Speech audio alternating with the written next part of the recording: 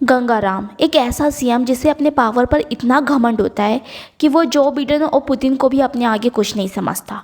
उसकी बीवी है बिमला, वो बहुत डरी सहमी सी रहती है और बहुत धीरे बोलती है और गंगाराम उसे हमेशा तेज बोलने के लिए बोलता है।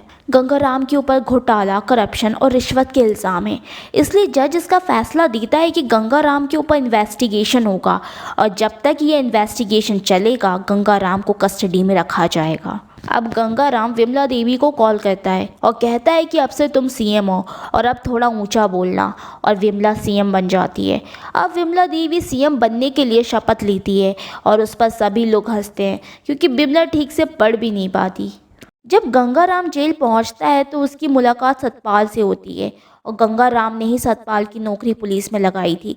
सतपाल अब गंगाराम को एक रूम में लेकर आता है और कहता है कि आप यहीं रहेंगे, और उसे दो रिमोट देता है, एक टीवी चलाने के लिए और एक सरकार चलाने के लिए। गंगाराम अब ऐसे कैदी से मिलता है जिसका नाम बलराम है और उस पर कुछ 4,565 साइकिल चुराने का आरोप है।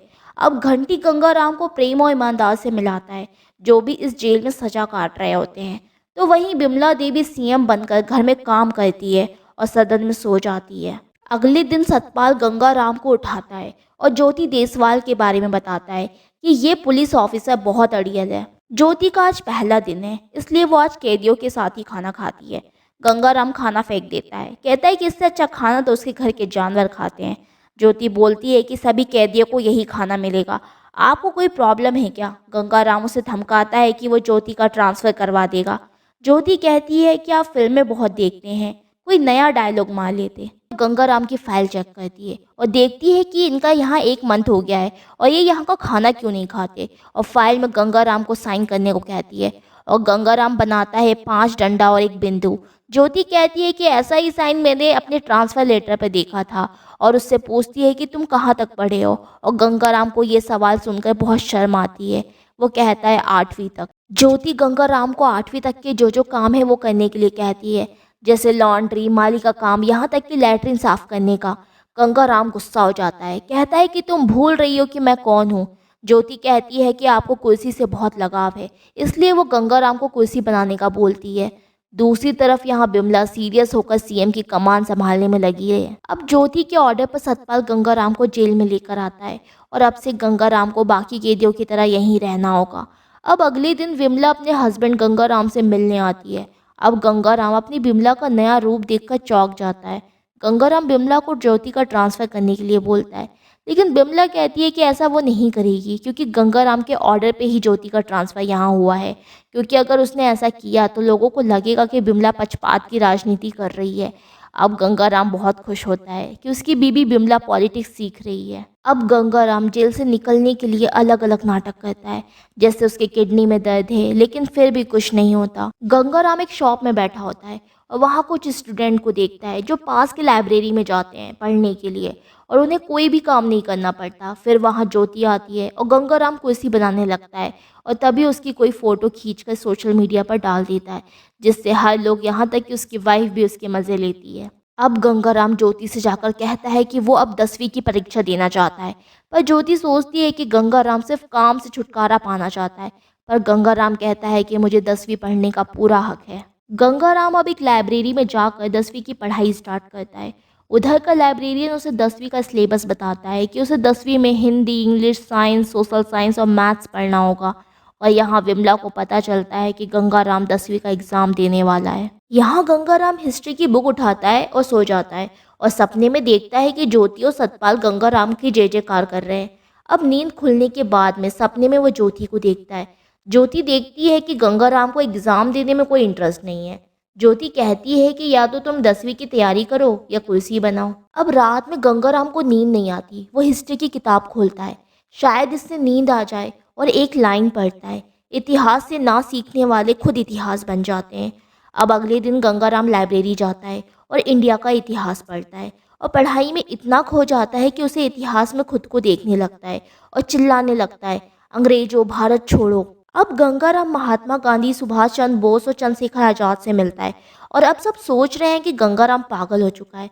बिमला मिलने आती है और गंगाराम से कहती है कि तुम अच्छा नाटक कर रहे हो, दिमागी बीमारी के चलते वो तुम्हें 5 स्टार हॉस्पिटल में भेज देंगे। अब गंगाराम को ये लगता है कि उसकी वाइफ ने अच्छा आइडिया दिया है, इसलिए गंगाराम डॉक्टर्स के सामने सुभाष मोहनदास आजाद बनता है। वो अब प्रूव करना चाहता है कि वो अब बीमार है। फिर वहाँ ज्योति आती है और ये कहती है कि पिछले साल गंगाराम ने 4,300 वोटों से कुछ इलेक्शन जीता था। लेकिन गंगाराम ज्योति को बोलता है कि कुछ भी मत बोलो, 4,000 नहीं 40,000 वोट से जीता था। मतलब कि गंगाराम बिल्कुल ठीक है। ज्योति बोलती है कि जो दिमागी रूप से खराब होते हैं वो इलेक्शन नहीं कर सकते। अब गंगाराम को लगने लगता है कि उसकी बिमला उसे अपने रास्ते से हटाना चाहती है। ज्योति गंगाराम को वापस काम पे जाने के लिए कहती है और 10वीं का बहाना बंद करने को कहती है। अब गंगाराम गुस्सा हो जाता है और वो गुस्से में ज्योति पर चिल्लाता है और उसे हार्ट अटैक आ जाता है। अब बिमला गंगाराम से हॉस्पिटल में मिलने आती है, लेकिन गंगाराम अब ठीक होता है। गंगाराम बिमला को हल्के से कुछ बोलता है, पर बिमला उसे बोलती है कि जोर से बोलो, आप सीएम के हस्बैंड हो। और सब अब गंगाराम पर हंसते हैं। अब गंगाराम कहता है कि वो 10वीं की तैयारी जारी रखेगा और कहता है कि अगर वो 10वीं में पास नहीं हुआ तो वो सीएम की कुर्सी पर दोबारा नहीं बैठेगा। और सतपाल ये न्यूज़ रिपोर्टर को बताता है और बिमला ये न्यूज़ टीवी में देखती है और खुश भी होती है। अगर गंगाराम फेल हो गया तो वो कुर्सी पर बनी रहेगी। गंगाराम के पास उसका भाई आता है और कहता है कि एग्ज़ाम को वो संभाल लेगा, आप टेंशन मत लो, गंगाराम फेल नहीं होगा। गंगाराम अपने भाई को थप्पड़ मारता है और कहता है कि उन्होंने बचपन से ही यही किया है, चोरी करना, रिश्वत लेना, लूट फरेब, पर उन्हें मिला क्या? जेल। अब गंगाराम घंटी को कहता है कि वो उसे मैथ्स पढ़ाए और उसे कहता है कि जेल से निकलने के बाद वो उसके लिए साइकिल की दुकान नहीं बल्कि साइकिल की फैक्ट्री खरीद देगा। अब मैथ्स क्लास में गंगाराम को कुछ पल्ले नहीं पड़ता और घंटी गंगाराम को प्रोबेबिलिटी सिखाता है ताश की गड्डी से।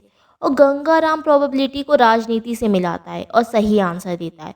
और ईमानदार गंगाराम को साइंस पढ़ाता है और इससे भी गंगाराम पॉलिटिक्स मिलाता है और उसे सारी इक्वेशन समझ आने लगती है। और लाइब्रेरियन उसे इंग्लिश पढ़ाता है और गंगाराम सारे क्वेश्चन का सही आंसर देता है। अब गंगाराम पढ़ाई में सीरियस हो गया है और ज्योति भी उसे पढ़ाई करते हुए देखती है। अब गंगाराम को हिंदी समझ नहीं आ रही है, लेकिन यहाँ ज्योति देखती है कि पढ़ाई की वजह से गंगाराम में बदलाव आ रहा है।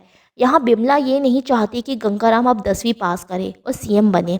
अब गंगाराम रात में हिंदी के लिए टेंशन लेता है और अगले सुबह से ज्योति गंगाराम को हिंदी के अक्षरों को याद करने में मदद करती है और हिंदी में उसे ट्रेनिंग देती है और दोनों हिंदी पढ़ते पढ़ते एक दूसरे के साथ काफ़ी समय बिताते हैं। अब गंगाराम को बुखार चढ़ने लगा है।